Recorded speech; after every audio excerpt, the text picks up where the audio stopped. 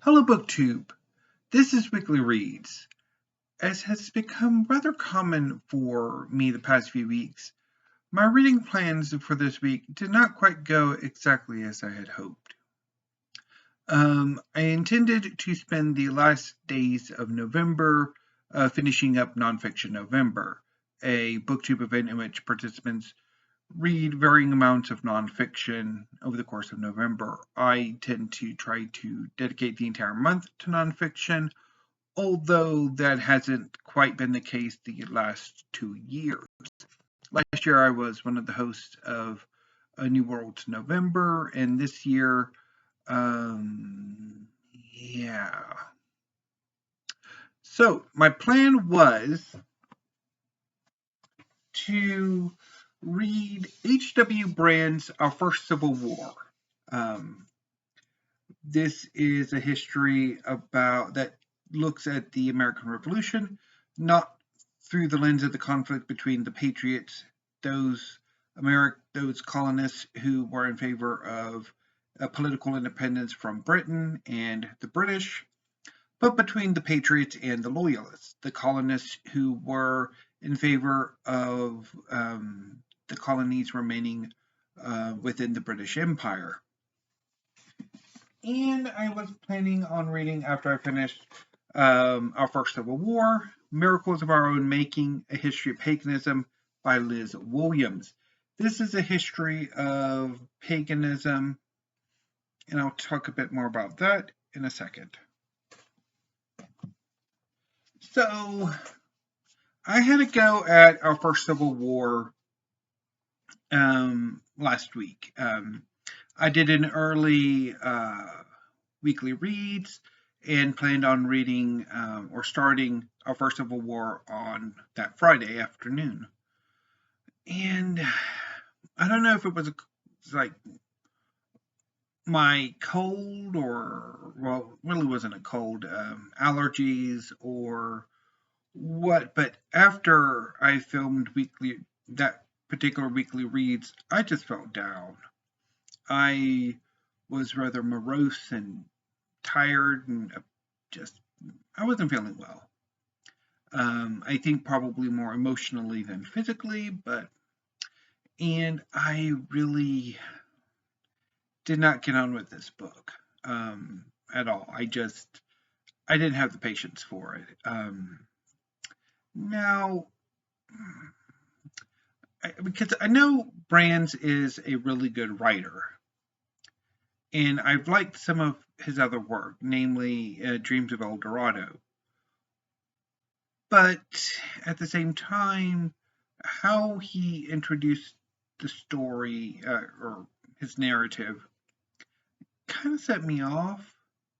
And how he started it, the style kind of set me, just didn't sit quite right with me.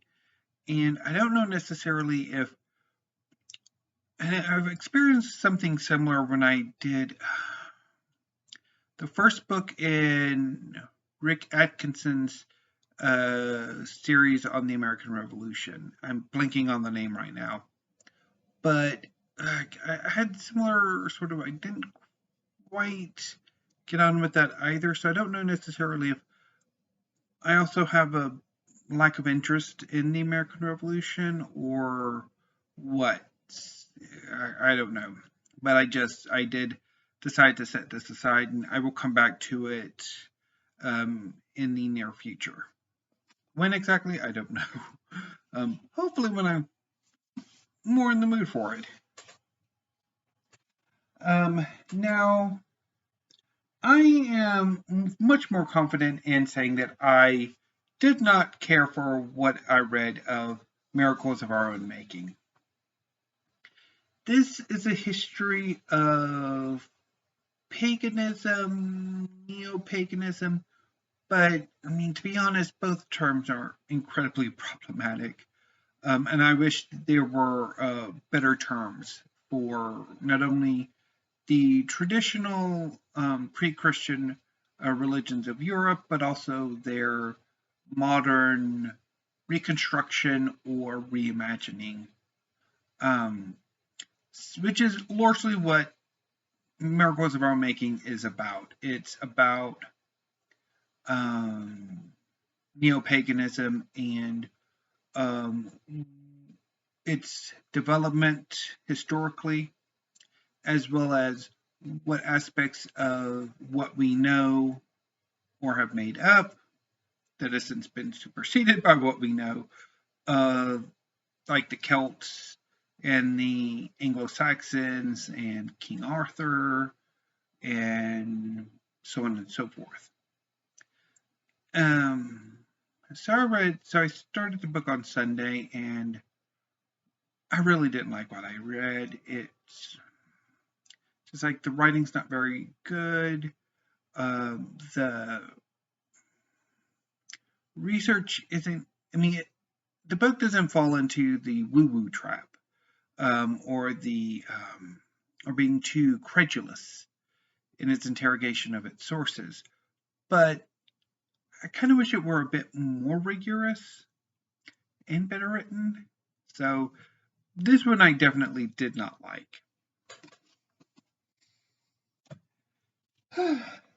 So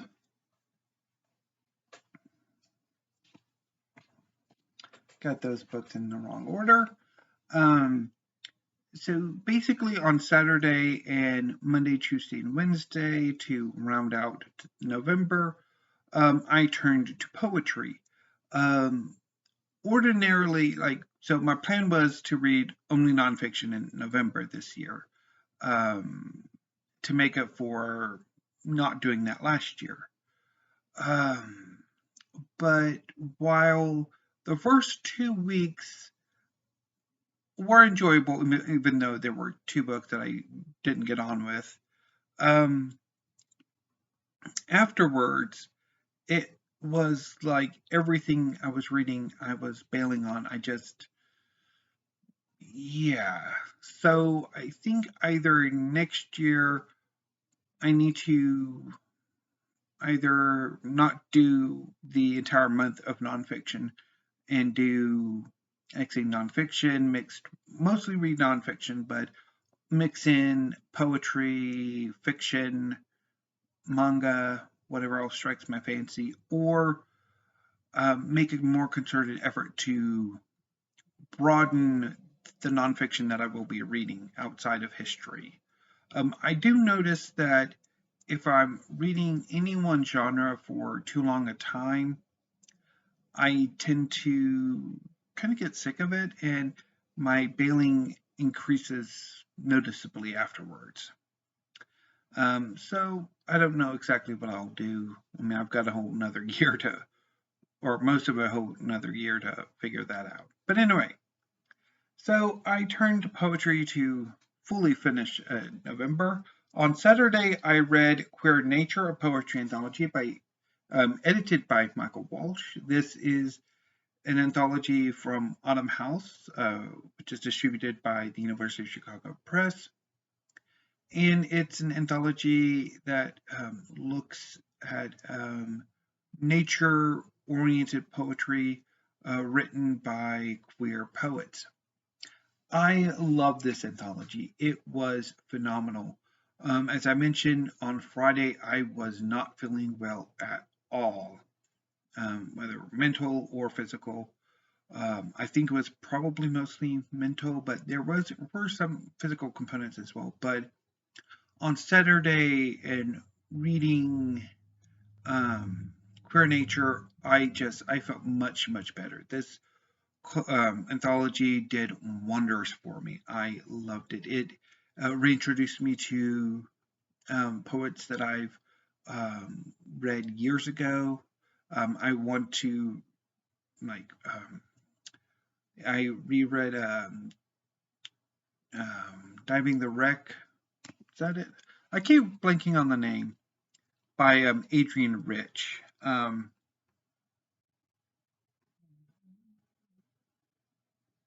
Diving into the Wreck by Adrienne Rich, which I haven't read in years, and it got me wanting to reread her poetry, recollected. I think I had a collection of hers years ago. Also, Jerry Gomez Perlberg. I haven't read her in forever. And Robert Duncan, and James Merrill, and James Schuyler, and Allen Ginsberg, and so many more. This collection, anthology, was amazing. I loved it. I'm definitely going to check out more anthologies or check out and see if Autumn House has more anthologies, and also anything else by a lot of these poets, because there was probably maybe 5 poems I didn't quite get on with, but I mean, the rest were just fantastic. And there are hundreds of poems in this anthology. This is great.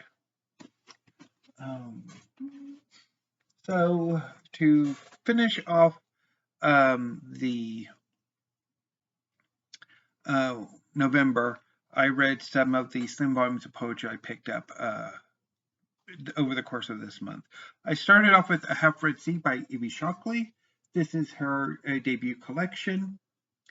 It was really good. I prefer her later work, The New Black and Semi-Automatic, but this collection was really good as well. I also read Tongues of Fire by Sean Hewitt, and this collection was phenomenal. I loved so many poems from here, and I definitely want to check out more of Sean Hewitt's work. And I finished my poetry reading with Noctuary by Niall Campbell. Niall Campbell is a poet that I've encountered before. I read his American debut, First Nights, a few months ago, and I've been looking for his work out of the UK for a while. And this is his latest, and it is phenomenal. I loved it, and now I definitely want to pick up his first collection and see what else he has, because I really like his work. So that that pretty much ended November. Yesterday, I decided, instead of immediately starting Veil Redemption December, I decided I wanted to read some manga, particularly some manga that a series that I've been following that I haven't had the opportunity to really keep up with as much as I would have liked. And so I read yesterday 3 volumes of The Seven Deadly Sins by Nakaba Suzuki. This is volume 11, volume 12, and volume 13. The Seven Deadly Sins is a manga series inspired in part by Arthurian legends, about a young princess named Elizabeth, whose father has been overthrown by the Holy Knights in order of superpowered knights who claim to be protecting the realm. After their coup, the Holy Knights have become increasingly tyrannical. To oppose the Holy Knights, Elizabeth has gone in search of the Seven Deadly Sins, another order of superpowered knights who, years before, were accused of trying to overthrow the kingdom and of assassinating the then leader of the Holy Knights. Elizabeth finds the former leader, Melodius, and together they go in search of the other 7 deadly sins. So far, as of volume 11, 5 of them have been revealed. They are, of course, Melodius. He's our main protagonist. Other members are Diane. She is a giantess. Ban, who's an immortal thief, who always seems to, no matter how much clothing damage he undergoes during his battles always ends up managing to find the same outfit. King, he is a fairy,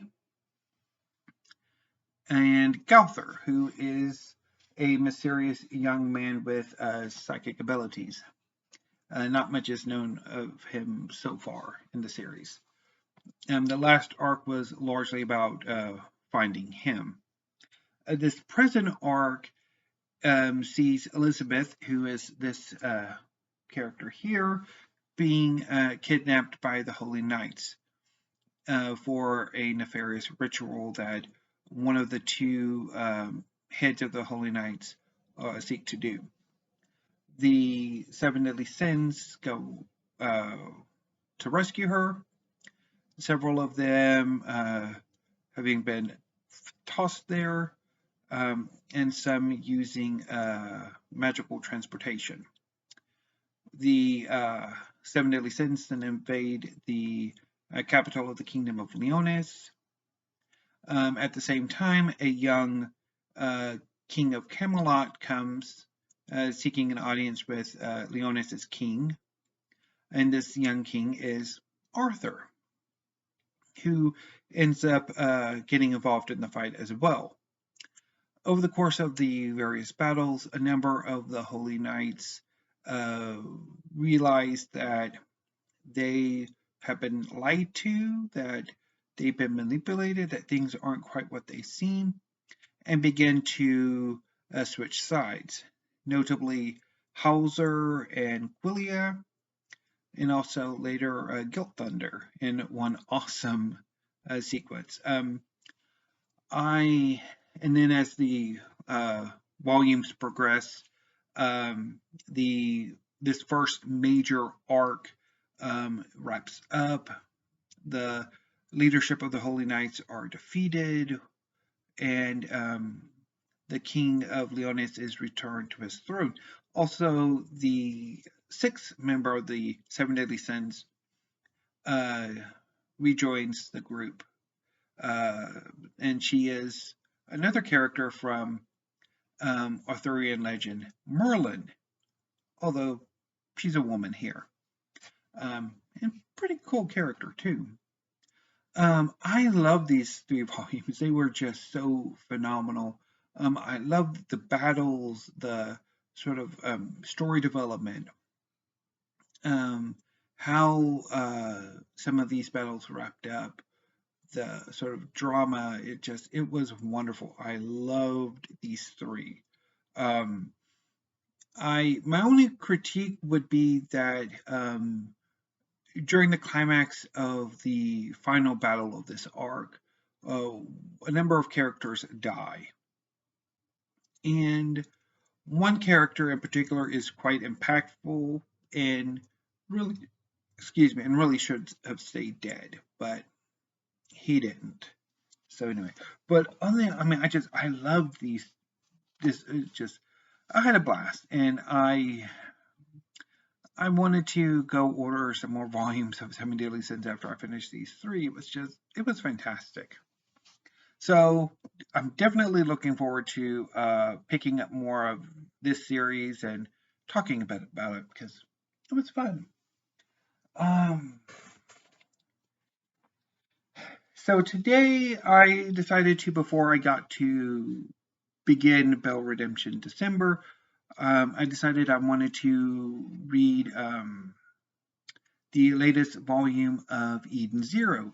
This by Hiro Mashima. This is volume 19. Eden Zero is the story of a young man named Shiki who is the adoptive grandson of a robot named Ziggy. Ziggy acted as the demon king of a planet called Granbell, which is populated by robots who serve as sort of a tourist attraction. As the robots, including Ziggy, die, a young woman named Rebecca and her exceed companion Happy come to Granbell to film video for BCube, which is basically YouTube.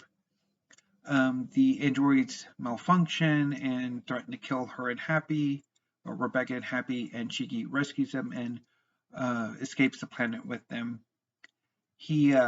Together they form a team of adventurers who go in search of Mother, a giant cosmic goddess figure.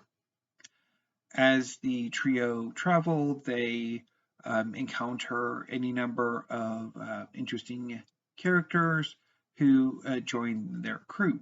Initially, it's Elizabeth's ship, but eventually, early in the series, they encounter a pirate named Elsie who grants Shiki his grandfather's old ship, the Eden Zero, hence the name of the series.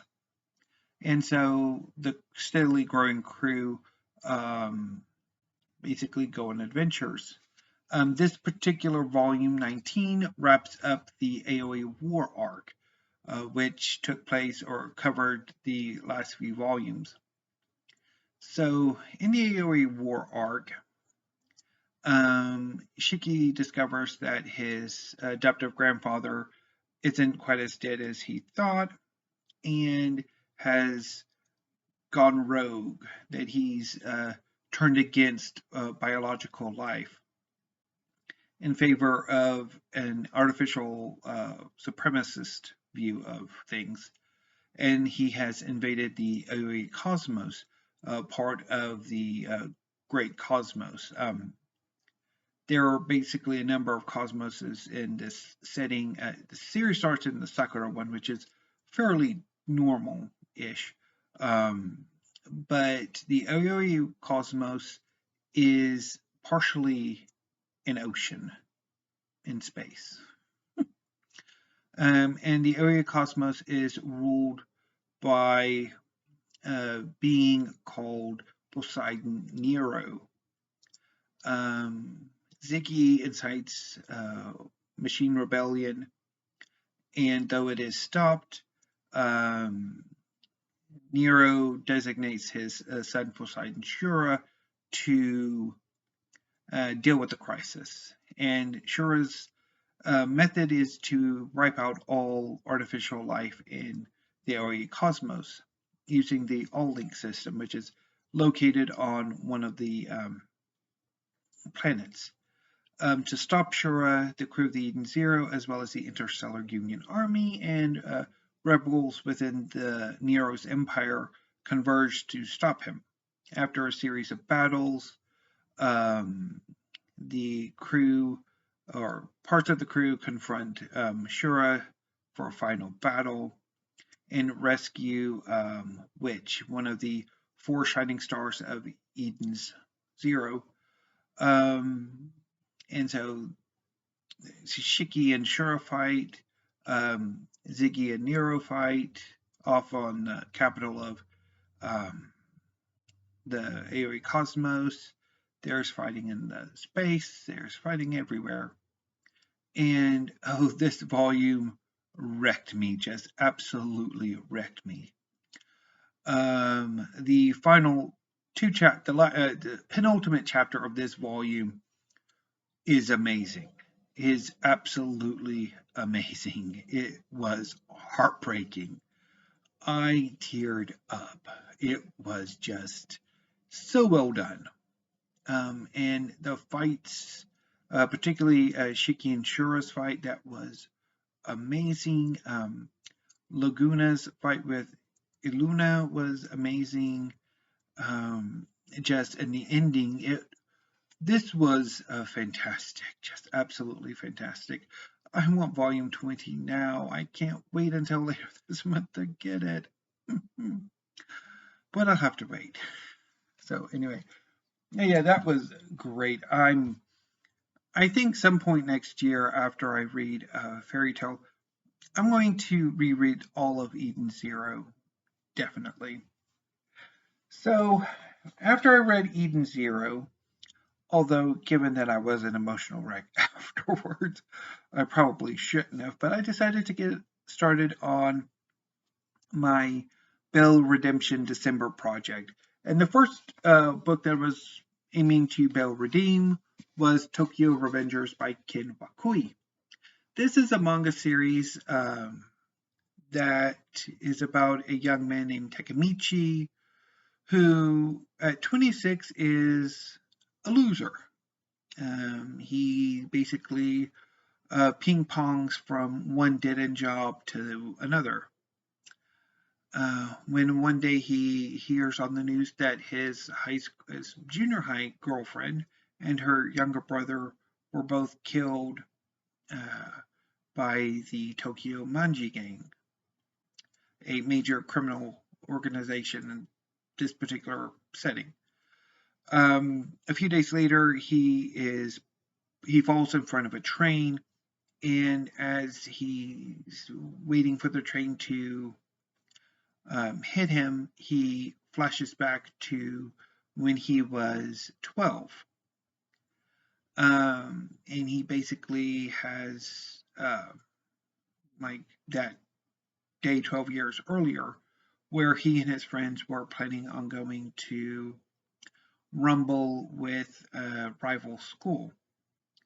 He was a delinquent, and his friends were delinquents, and it didn't go well for them, and they basically ended up enslaved by a gang that eventually is revealed to be the Tokyo Manji Gang. Later, he comes back to his present and learns that he has the ability to leap 12 years into the past.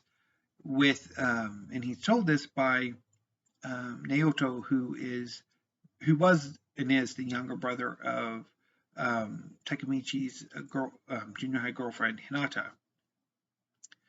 And they established that Takemichi can travel back into the past by touching Naoto. And so he resolves to try to rescue Hinata, or save Hinata from death, and to later save his friends who have come to various unpleasant ends. And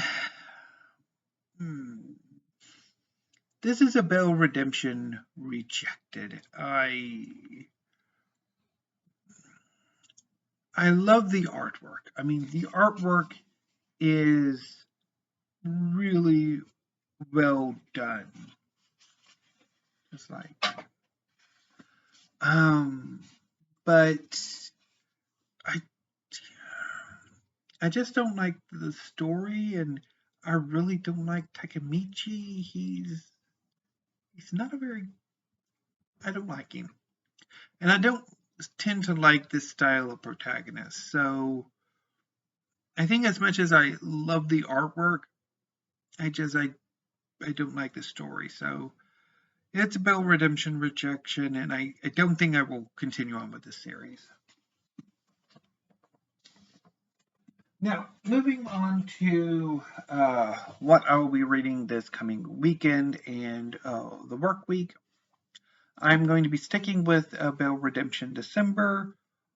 Hopefully, I have better luck. We'll see, and if it looks to be basically I'm going to be bailing on everybody, then I'll readjust my plans. But for the moment, this is the plan.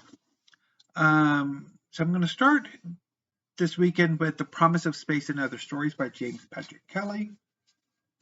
This is a collection of short stories that came out a few years ago that I didn't quite get on with, but I'm well overdue for a bail redemption. Having made frequent appearances on this channel over the past few years is Wonderland by Stacey D'Erasmo. This is a novel about a singer who is past her prime and who's trying to make a comeback, and while she makes a comeback, she revisits bits of her earlier life. I've had 2 goes at this book, and the first time I didn't make it much past the first chapter. The second time I made it a bit more into the book, but I just fell out of it, and I'm hoping I can sort of this time finish it and either like it or not, as the case may be. And I'm also going to be Bill redeeming the 5 Wounds by Kirstin Valdez Quade. This is a novel about a 30-something, I think he's 30-something loser whose uncle or some relation that's like an uncle tries to get him to make something of himself by initiating him in a religious fraternity that puts on a Passion Week event where one of the members willingly allows themselves to be crucified temporarily. And the main character, or one of the main characters, basically the loser, gets selected. And complicating matters is that his young daughter has run away from home and has come to live with him and his mother, her grandmother, and she's pregnant. So that kind of complicates things. I've been wanting to read this book for a while, and I did, and I didn't get on with it at the time. I mean, the main character he's a bit tiresome. He's loathsome. Although I think there are hints that he might be getting better. And the daughter is not much different from her father. Yeah, so I think I grew tired of the two of them. But hopefully a Bale redemption will improve things. We shall see. So that's my plan for this coming reading week. As far as BookTube next week goes, there are some tags I want to do that I didn't do. I also want to do some more top 10s. I know Sean did a top 10 albums, which I want to do, and a few more videos. And I think there's something else that I'm blanking on right now. So if I remember what it was, I'll try to make that video too. And of course, I'll do weekly reads next Friday. So anyway, BookTube, this weekly reads is going a little long, so I'm going to go ahead and sign off for now. So until I see you on Monday, thanks. Have a great rest of your evening and weekend, and stay safe.